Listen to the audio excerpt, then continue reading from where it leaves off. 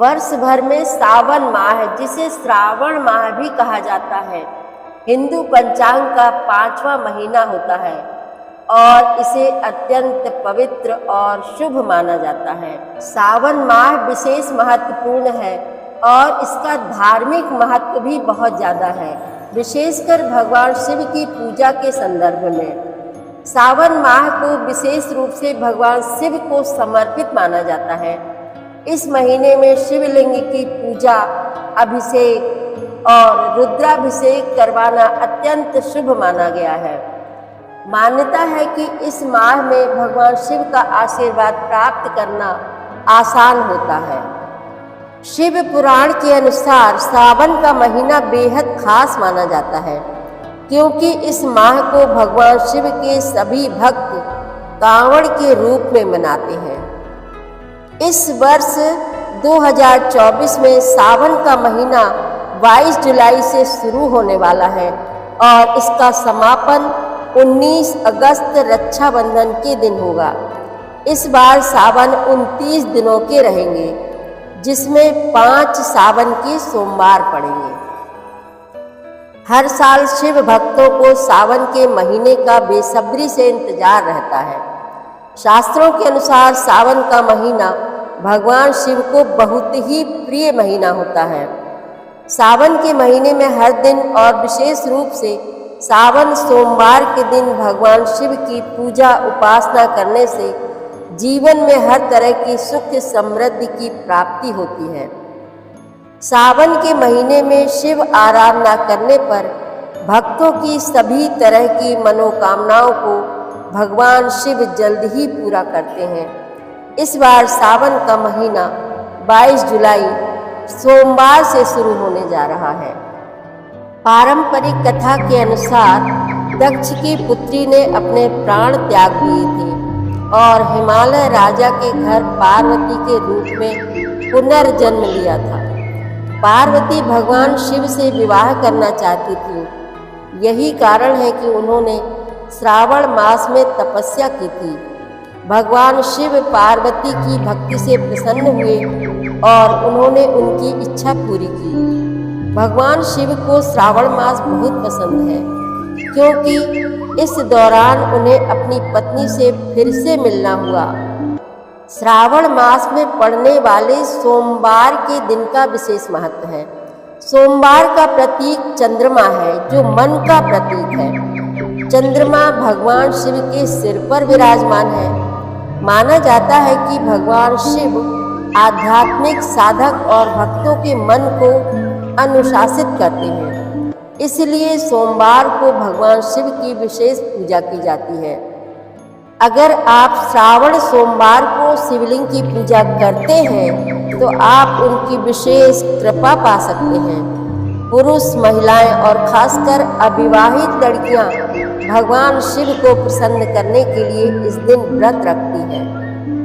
अब आइए जान लेते हैं कि श्रावण मास में भगवान शिव की पूजा कैसे की जाती है। देखिए, एक बात समझने वाली है, किसी भी पूजा में भगवान की किसी भी भगवान की पूजा हम करें, मेन होता है श्रद्धा और आस्था कितनी है, विश्वास कितना है और पूरे मन से पूजा की जाए। फिजिकल एफर्ट भी जरूरी है, लेकिन उससे कहीं ज़्यादा जरूरी है मन से भगवान को याद करना, उनका ध्यान करना और पूरे मनोयोग से 100% पूजा के समय विद्यमान रहना मन से। ऐसा नहीं कि पूजा कर रहे हैं, जल चढ़ा रहे हैं, भोग चढ़ा रहे हैं और दिमाग कहीं और है, कुछ और सोच रहा है, तो फिर वो पूजा नहीं रहती, वो केवल एक फिजिकल काम हो जाता है बस। हाँ, तो सबसे पहले आप जब पूजा करने बैठे तो पूरी तरह से बैठे, पूरी एकाग्रता के साथ बैठे। और अब हम जानेंगे कि सरलतम पूजा कैसे करें प्रतिदिन की। तो इसके लिए हमें आवश्यक सामग्री जो बहुत ज़रूरी है, जो चाहिए होती है शिव जी की पूजा के लिए, वो है गंगा जल, अक्षत, कच्चे चावल जो साबुत हो, मतलब वो खंडित ना हो, टूटे फूटे नहीं होने चाहिए। अक्षत, फूल, पंचामृत। पंचामृत का मतलब है कि दूध, दही, शहद, घी और चीनी से बना। इन पांचों चीज़ों को मिला देंगे तो पंचामृत बन जाता है। कलावा, रंगीन धागा, यज्ञोपवीत, फल, मिठाई, धूप, अगरबत्ती, सफ़ेद चंदन, घी का दिया, ये शिव जी की पूजा के लिए बेसिक सामग्री है। और आगे हम अभी बात करेंगे कि शिव जी की पूजा में उन्हें क्या पसंद है और क्या निषेध है, मतलब क्या करना चाहिए और क्या नहीं करना चाहिए, इसके बारे में हम विस्तार से चर्चा करेंगे। तो जो चीज़ें उन्हें बहुत ज़्यादा पसंद है उनको जितनी ज़्यादा से ज़्यादा आपको संभवतः मिल पाए उनको एकत्रित कर लें। भगवान शिव की सरलतम पूजा इस प्रकार से कर सकते हैं।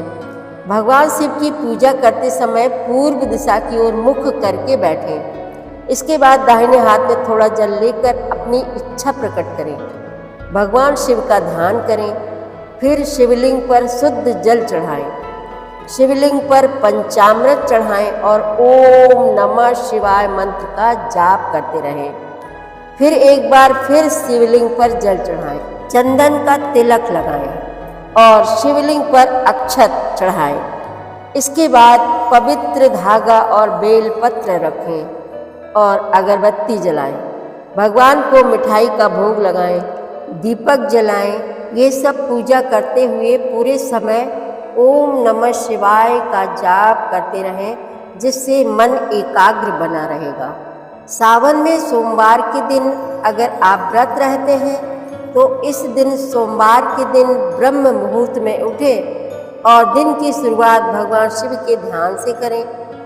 अब स्नान कर साफ वस्त्र धारण करें, सूर्य देव को जल अर्पित करें, पंचामृत से विधि पूर्वक भोलेनाथ का अभिषेक करें। अब एक चौकी पर लाल कपड़ा बिछाकर भगवान शिव की प्रतिमा स्थापित करें। अब उन्हें सफ़ेद चंदन का तिलक लगाएं। इसके बाद महादेव को सफ़ेद फूल, धतूरा, भांग और बेलपत्र अर्पित करें। देसी घी का दीपक जलाएं और आरती करें। सोमवार की व्रत कथा का पाठ करें या सुनें। इसके बाद खीर, फल और मिठाई का भोग लगाएं। अंत में लोगों में प्रसाद का वितरण करें और खुद भी ग्रहण करें। भगवान शिव ऐसे देवता हैं जो बहुत ही जल्द प्रसन्न हो जाते हैं। भगवान शिव को बेलपत्र बहुत ही ज़्यादा प्रिय होता है।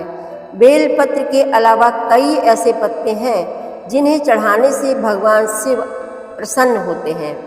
आइए जानते हैं इस सावन भगवान भोले भंडारी को प्रसन्न करने के लिए किन किन पत्तों को अर्पित करना चाहिए। सबसे पहला है बेलपत्र। भगवान शिव को बेलपत्र अर्पित करके उन्हें बहुत जल्द ही प्रसन्न किया जा सकता है।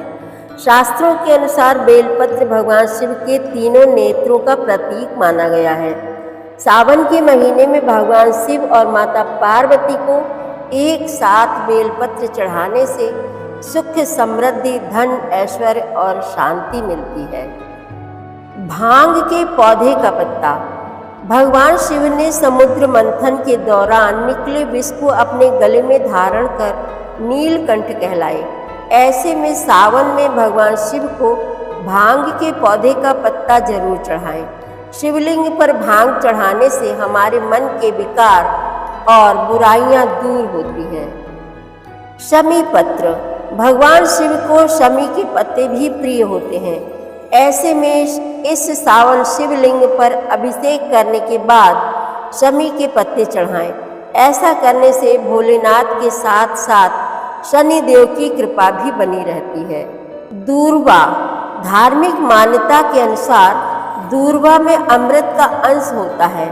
भगवान शिव और उनके पुत्र गणेश जी को दूर्वा बेहद प्रिय है। भगवान शिव को दूर्वा अर्पित करने से अकाल मृत्यु का भय दूर हो जाता है। धतूरे का पत्ता। शिव पुराण के अनुसार शिव जी को धतूरा बहुत प्रिय है। ये पत्ते और फल शिवलिंग पर चढ़ाने से भक्ति के सभी बुरे विचार नष्ट होते हैं और सोच सकारात्मक बनती है। पीपल के पत्ते। शास्त्रों के अनुसार पीपल में त्रिदेव का वास होता है। पीपल के पत्तों पर भगवान शिव का वास है।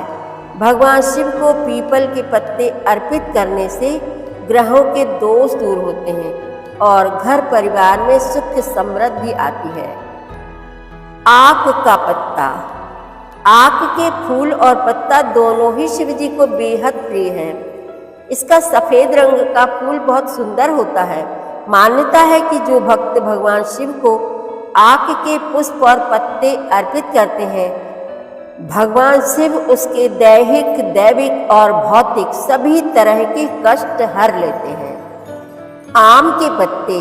जीवन में सुख सौभाग्य के लिए भगवान शिव को आम के पत्ते अर्पित करें। शिवलिंग पर आम के पत्ते अर्पित करने पर भगवान शिव अपने भक्तों का दुर्भाग्य दूर करते हैं, साथ ही धन लाभ की संभावनाएं बनती हैं। ये सब चीज़ें भगवान शिव को बहुत ज़्यादा पसंद हैं, परंतु कुछ ऐसी भी चीज़ें हैं जो भगवान शिव को बिल्कुल भी पसंद नहीं है।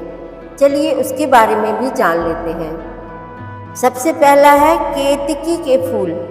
पौराणिक कथा के अनुसार केतकी के फूल ने ब्रह्मा जी के झूठ में साथ दिया था, जिससे नाराज होकर भोलेनाथ ने केतकी के फूल को श्राप दिया और कहा कि शिवलिंग पर कभी केतकी के फूल को अर्पित नहीं किया जाएगा। इसी श्राप के बाद से शिव को केतकी के फूल अर्पित नहीं किए जाते हैं। दूसरा है तुलसी की पत्ती। यूँ तो तुलसी की पत्तियाँ पूजा में काम आती हैं, लेकिन भगवान शिव की पूजा के लिए इनका इस्तेमाल नहीं करना चाहिए। भगवान शिव ने तुलसी के पत्ती असुर जालंधर का वध किया था, इसलिए उन्होंने स्वयं भगवान शिव को अपने अलौकिक और दैवीय गुणों वाले पत्तों से वंचित कर दिया। शंख से जल। दैत्य शंखचूड़ के अत्याचारों से देवता परेशान थे। भगवान शंकर ने त्रिशूल से उसका वध किया था, जिसके बाद उसका शरीर भस्म हो गया। उस भस्म से शंख की उत्पत्ति हुई थी। शिव जी ने शंखचूड़ का वध किया, इसलिए कभी भी शंख से शिव जी को जल अर्पित नहीं किया जाता है। कुमकुम या सिंदूर। सिंदूर विवाहित स्त्रियों का गहना माना गया है। स्त्रियां अपने पति की लंबे और स्वस्थ जीवन की कामना हेतु अपनी मांग में सिंदूर लगाती हैं और भगवान को भी अर्पित करती हैं, लेकिन शिव तो विनाशक है। यही वजह है कि सिंदूर से भगवान शिव की सेवा नहीं की जाती है। हल्दी। शिव जी के अतिरिक्त लगभग सभी देवी देवताओं को पूजन में हल्दी गंध और औषधि के रूप में प्रयोग की जाती है और बहुत शुभ मानी जाती है। शास्त्रों के अनुसार शिवलिंग पुरुष तत्व का प्रतीक है और हल्दी स्त्रियोचित वस्तु है। स्त्रियोचित यानी स्त्रियों से संबंधित। इसी वजह से शिवलिंग पर हल्दी नहीं चढ़ाई जाती। ये 6 चीज़ें शिव जी को नहीं चढ़ाई जाती हैं, इस चीज़ का ध्यान रखना चाहिए। इस प्रकार कुछ बातों का ख्याल रखते हुए सावन में शिव जी की पूजा करें, अभिषेक करें और मनोवांछित फल की प्राप्ति करें। धन्यवाद। हर हर महादेव। प्रतिदिन श्री रामचरितमानस पाठ में शामिल होने के लिए हमारे चैनल अपनी विरासत को सब्सक्राइब कर लीजिए और घंटी का बटन भी दबा दीजिए, जिससे रोज़ सुबह 7 बजे आपके मोबाइल में एक दोहा रामायण पाठ का आ जाएगा। वीडियो को ज़्यादा से ज़्यादा शेयर करके इस नए काम में भागीदार बनिए। धन्यवाद।